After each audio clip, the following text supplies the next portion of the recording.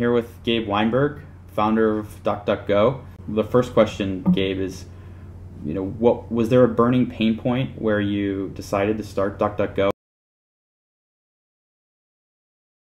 Yeah, I mean, the creation of it wasn't super deliberate at first. I was sold my company and was kind of thinking of what to do next. And so I started a bunch of different projects, actually. Some out of business opportunities, some out of just personal interest. None of them were search engine.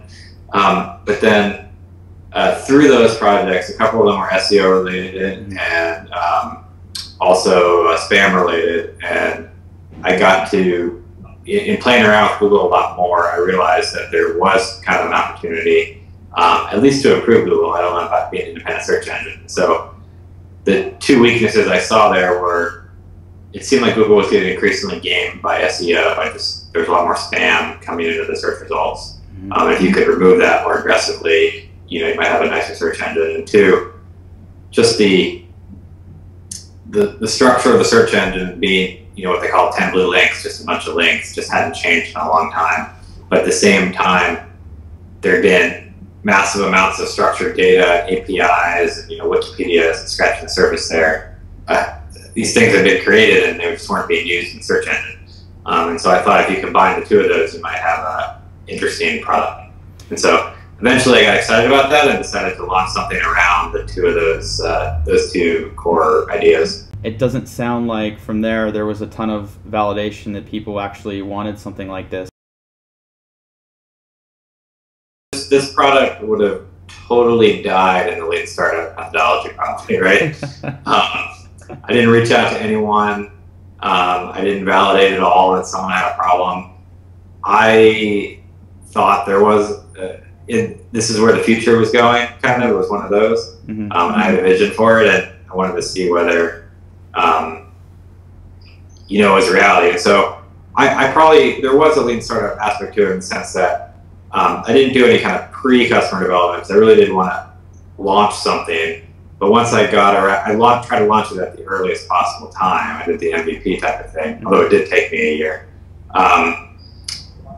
And then I was going to kill it after that if there was absolutely no interest, but there was almost immediate interest. So how are you gauging interest? Was that through metrics and retention, or was that through just kind of people trying it, and or was it through interviews or talking with a large demographic? So once launched, and I didn't really launch it, I soft launched it on Hacker News, early days of Hacker News. There was kind of an immediate spike there in terms of the comments, at least in the kind of technophile people, where you could see, reading through the lines there, that people were interested in a new search experience. And from that point, I went all over the map right then to try to get as much feedback as possible. So I pitched to the local groups. I started talking to anyone who was using it. And I just saw from that feedback, especially the interactive feedback, that people there was something there. People would switch to a new search engine if it offered something interesting to them. It was right now we don't track our users at all, but when we first started, we had some basic analytics on, and I could see repeat use. And so that was also, encouraging. Are you using event-based metrics though at all? We're not using anything really at the moment except counting like actual searches. Cool. When we first started out, I did something like looking at repeat visitor, seeing kind of how much repeat action there was, and at what point do people kind of stick, and trying to get people to switch their search engine to us. So your one metric then, I guess, is new searches increasing each month. That's what you're gauging your growth on, and not really much other than that. Yeah, it's a bit difficult because it's hard to see churn in that, and but the way we haven't done a ton of marketing, and so you can basically and there's not a ton of viral spread in the search engine, although I wish there would be. So you can sort of see a lot based on that one metric for us. Although at the moment, like, I think we're more looking for ways to really spike the growth, right? So we had a big run up based on a number of events, and now we're kind of, all those more mainstream people who tried us are either churning or inviting new people, and so we're kind of bouncing along a little bit. So I'm always looking for, okay, how are we gonna double our traffic, right, you know, or 3 times our traffic in the next year? When you did something like put a billboard in California out in front of Google offices, like about DuckDuckGo, how did you decide that you were going to put that out there? And can you talk about like what was going on before you decided to do that? And was it a gamble? Was it the right time? How did you decide on the timing of that? Yeah, I mean, in retrospect, it ended up being kind of perfect timing and everything. There was no grand plan. There's no grand plan for a lot of things I did. I woke up one day, I thought it was a good idea, and just kind of went for it as quickly as possible. Because generally, if you have a good idea, there's like a saying that I actually saw Hack News first. That was, the best time to plant a tree is 20 years ago. The next best time is now. Yeah.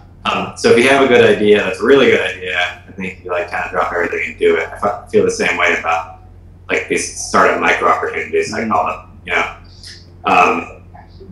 So yeah, I had this idea to do this billboard. I thought I could leverage it to get national press. That was kind of the thesis behind it. And so I just went out and did it, and it worked. How much effort you put into finding those first few evangelists, or how many there are, and how you work with them, and when do you actually have enough to where you can get back to working on things that are more scalable? Yeah, I guess so. The way I view it is a little different. I like to say, I think that there are, you know, there's about 20 different kind of general verticals you can use to kind of get traction. Community building, where I put the evangelist people, is one of them. And so I like to take a structured approach to it, kind of go through all of them, see what may work now, try a bunch of things, and then focus on the thing that looks like it's working until it's no longer working, and then kind of repeat the process.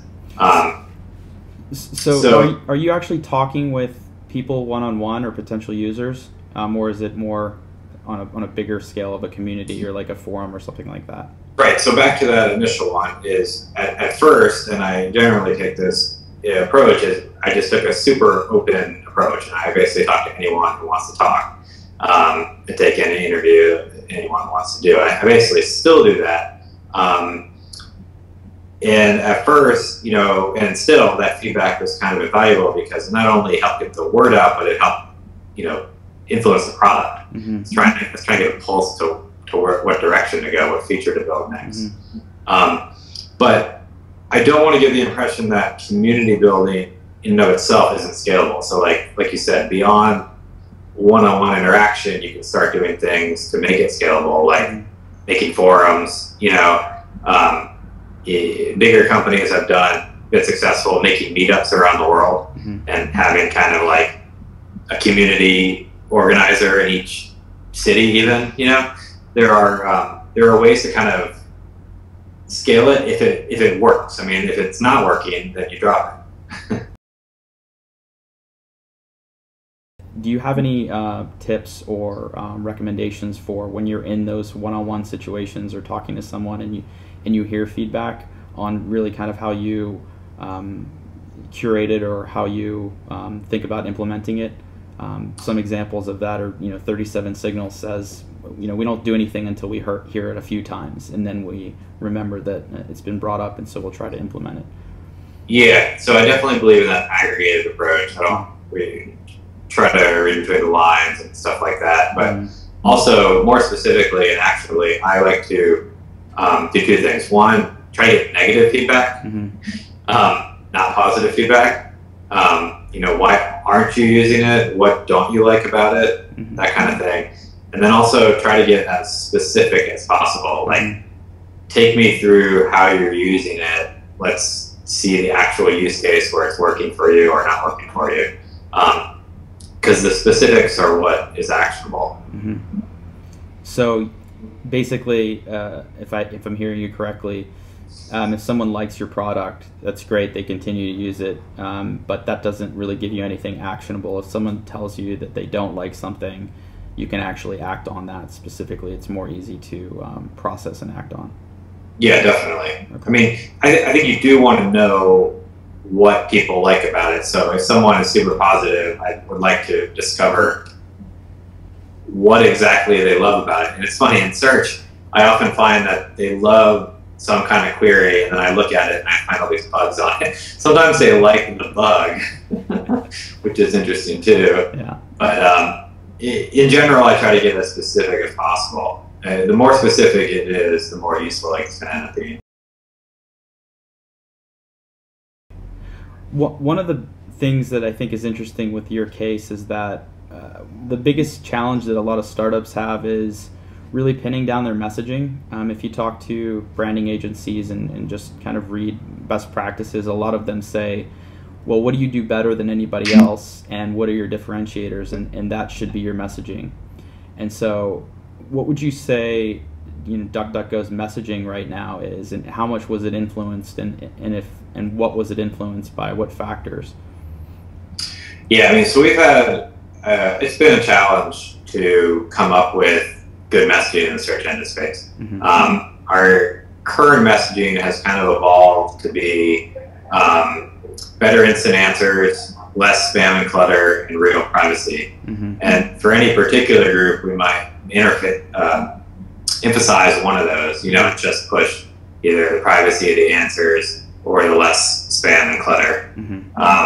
And then in a longer approach, in a second sentence, if we have that available, we might say that, these things taken together just make an overall better search experience. Mm-hmm. And then we try to push people to try it for a week. But as you said before, like, the pain point is not high in the search engine space, and so the messaging around the pain point is difficult, which is why privacy in particular has been a good one when it resonates with people, because that is something people do have a pain point around. Mm-hmm. Do you recall your first 1,000 customers or your first 1,000 people you knew were using it, and how you manufactured those?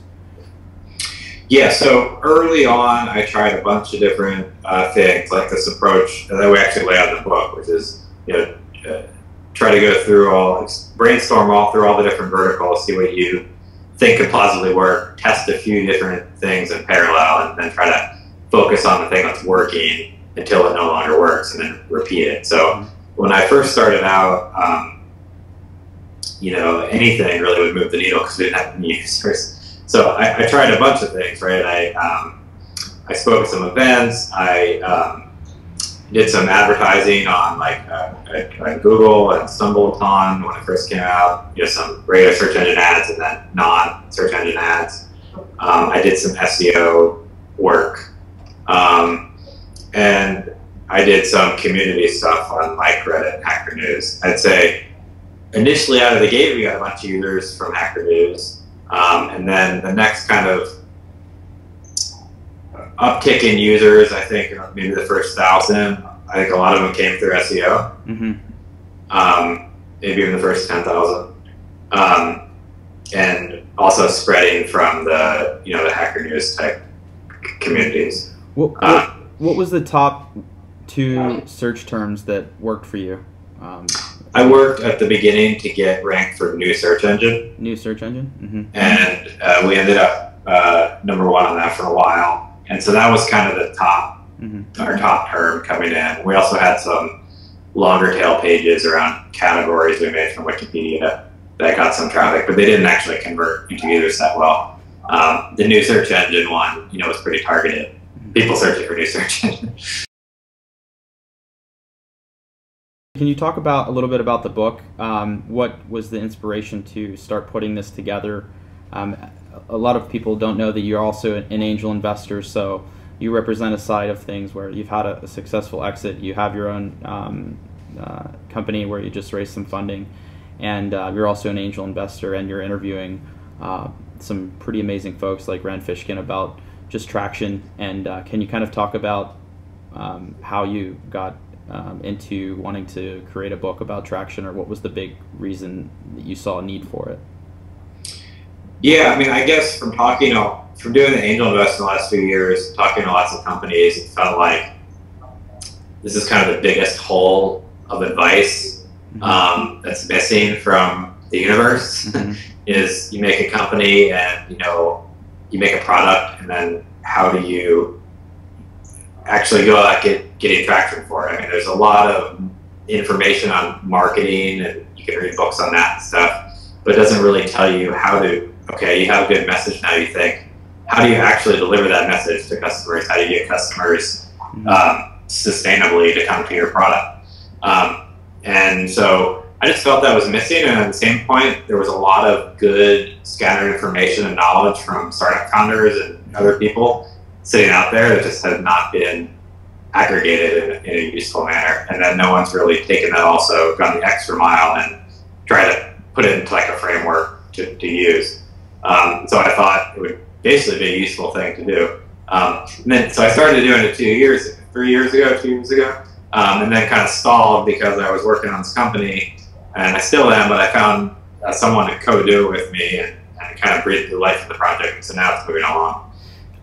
So in your blog post, you talk about the second biggest thing you learned with traction is when you talked about what things like what Justin TV did or what Rand did. What was the first biggest realization that you found with interviewing all of these successful entrepreneurs with what worked for them with traction? I think the main takeaway from all of it is that there are a lot of different ways companies get traction, and it's kind of unpredictable which one is going to work. And a lot of startup founders don't consider all of them, and they're kind of blinded to a lot of these, either because they don't know about them or they're biased against them. And so the revelation was, to maximize your chance of success, you should look at all these different ways to see if they can apply to your company. So basically spaghetti against the wall and see what sticks to start out. I think it's more educated guesses than that. So I think and that's what we're trying to do in the book, is basically list out all these things. There's about 20 of them, and then paint a picture of in what situations are generally good. And so our approach is to try to get you to essentially pick the top 3 and test those in parallel cheaply and quickly, and then see if you can get something working with those. If you do, then focus on the one that's working, and then focus really hard on it. If not, then back up and try to pick another 3 based on what you learned. And so it's a little different than spaghetti in the sense that I wouldn't throw too much against the wall at once, and I wouldn't waste a lot of money on it. There's basically a good way to throw spaghetti against the wall, or a better way. An educated spaghetti toss, we can call Yes, it. exactly. That makes sense. Two personal questions that I wanted to ask you that I think are pretty cool. One is, I saw a tweet from you a while ago where you said, a startup should actually get a shared office assistant or an admin assistant, and that's something that I would have actually never expected you to say. And can you kind of talk about that? Because I think we started utilizing that, and it's been a breakthrough for us, and just what it's been able to get off the plates of everybody at the company, and what it's allowed them to focus on and concentrate on. But can you kind of talk about how you decided to do that and how it's helped you, and maybe best practices with it? Yeah, I mean, I'm all about working as productively as possible. And so there are a lot of tasks that you can outsource. And in fact, I was talking about a virtual assistant, although it could be a real person, I suppose. Tasks that are just not in the realm of either pursuing traction or product development, which is basically what all your time should be in a startup. And these are things like, booking your travel, or, researching some stupid thing on the web. you could outsource all that, and it saves you time, and your time is super valuable. And I think the other thing that's really interesting to know about you is that your response time, given what you do, is impeccable. It's usually within a day that we get a response back from you. And how do you actually balance being the face and outreaching and talking to people and maintaining relationships at the same time you're still doing really in-depth kind of development work? Sure. I mean, as it's grown and as we've gotten more people in the company, I have handed off, various pieces of that, but try to maintain the same level of responsiveness and clarity in the people that are responding. And so we have a guy, Zach, who's doing a lot of our most of our customer interaction now, and then Prakash is doing a lot of the initial BD stuff. And so that leaves me to do all sorts of random other stuff. But generally, to answer the question is, I try to keep responses short. I try to keep zero inbox, and I've actually cut down my email quite a bit to get rid of almost all the noise. Yep. So it ends up being not that difficult if I ignore everything else that is irrelevant. I know that's not a very satisfactory answer. No, I think that's a great answer, because a lot of people would not expect you to say that you had tried to do inbox zero. I think it's tactical to keep your emails. Tull said to me, ask him about emails. He's really good at emails. And that's the most boring question I've ever heard. But do you use any tools to help you with that? No, I've tried a few, but in the end, no. I just try to unsubscribe from all mailing lists, basically. Yeah. I try to get rid of things quickly. Kind of the general inbox zero rules. And then I also try to delegate as much as possible. Cool. As far as helping entrepreneurs that are looking to raise money and figuring out what works traction-wise, let's simulate that I'm coming to pitch you as a company, and what are the three questions or that you want to find out about traction about my company before you feel comfortable digging in more or actually investing? Yeah, so I mean, my approach more recently, just to be clear to anyone listening, has been to really have more a long history of time knowing the people, and also try to focus more in Philadelphia where I live. So that may get rid of me personally for most of your audience, but I think the rest of what I say will be useful regardless. I like to see, and this has evolved over time, but I'd say the top three are really a vision and a passion for that particular product, i.e., which is usually obvious, that you're not just trying to look for the exit in 12 months or acqui-hire or something, but you have a kind of vision for where the whole market is going, and you want to be leading the part of that. That ends up being clear in a number of ways. Usually extreme attention to detail in the product and kind of explaining the problem and stuff and nuances around that. And two, your knowledge of the space. I would expect people to know and be excited about all the companies that have ever existed in this market space, why they succeeded or failed, how they acquired customers, and what you can do, to jump into that market. So that's pretty interesting. So actually, you could find out how successful companies in the space acquired their customers and whether you're going to do the same thing or do something different. You would hope that somebody that pitches you actually knows the answers to questions like that. Yeah, and that's actually one of the best ways to start in this brainstorming process and how to get traction. And in fact, looking at unsuccessful companies in your space and going and talking to the unsuccessful founders who generally are totally willing to talk to you and explain all the tactics that they tried and didn't work for this or that reason. That's great. That's really, really insightful. Cool. Well, I'll let you get back to searching, and thanks for the time today. This is really awesome.